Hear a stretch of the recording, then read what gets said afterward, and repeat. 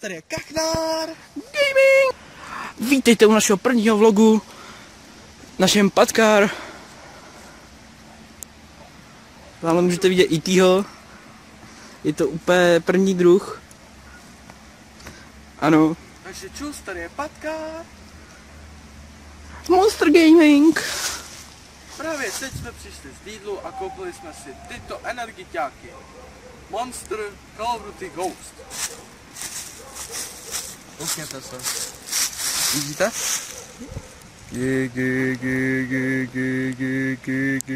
Tak a jsme zpět. Právě jsme šli od těch kachen. Máme tu monstry, ano. A tohle je takový náš random vlog. Co bychom řekli? Dnes vydáme další video z hry GTA 5. Možná zase z CODčka, kde budu zase loser. A nevím, co bych ještě řekl. Prostě jsem alias Connor a Carvey je alias Vito Kazeta. Jinak máme facebookovou stránku Patkár Gaming a dneska vydáme status neboli nějakou otázku, co máme nahrát, protože máme hry a vybereme z nich dvě naše oblíbené a ty možná natočíme. No a vy prostě vyberete nějakou hru. Jinak můžeme vyfotit naše hry, máme jich spoustu. Jinak já jsem Trophy Hunter, jo. Carvey se tomu tak nějak taky věnuje, ale ne až tak moc. A taky už ne. Prostě PlayStationu se věnuju už skoro 15 let.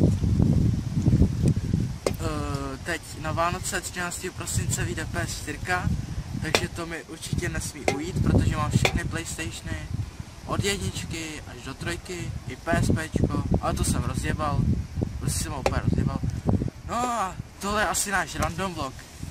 Jinak, no, prostě dívejte se na naše videa, dávejte nám lajky, dislikey, komentáře, co se vám nelíbí, co se vám líbí, co máme zlepšit. Jinak děkujeme našemu, tak to pust. No a prostě se koukněte na naše videa, máme jich trošku málo, ale dneska vydáme další.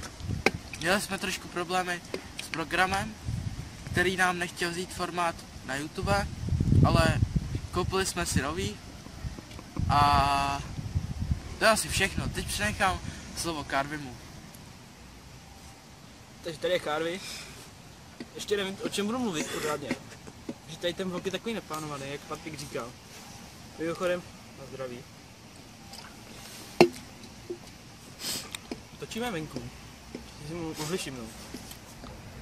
Ale jsme se trošku vyvětrali. Je tady hezká příroda. A klouzečky! Tam se taky uvidíme. Takže dobrý místo na přemýšlení. Jak říká Patrik, určitě pojďte na náš Facebook. Můžete nám dávat i otázky různé. Určitě rádi odpovíme. Jak můžete vidět, Patrik je úplně divný kameraman. Vůbec to neumí, i když je to jeho mobil. A jsme velice rádi za všechny odběry. V této době zatím 6. Už doháníme svého nepřítele. Holubíka. Holubíka. Ale ten natáčí na komputeru. Tak jo, tak se mějte a čau.